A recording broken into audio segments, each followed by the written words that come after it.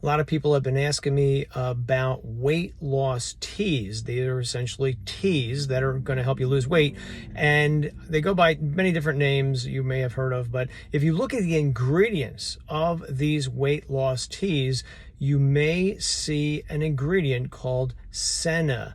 Senna is an herbal laxative. I've seen it in many different weight loss supplements over the years, and weight loss teas generally have senna as its main ingredient.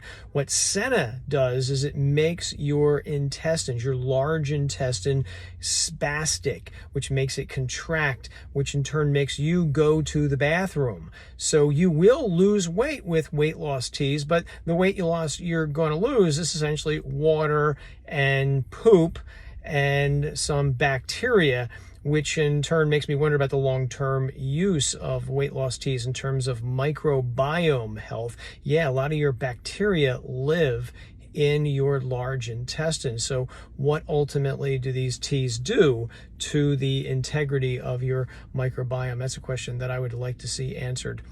So hope that helps you figure out these weight loss teas better. If you got any other questions, leave them below. And if you want more information on the science of dietary supplements, follow me on YouTube. Take care.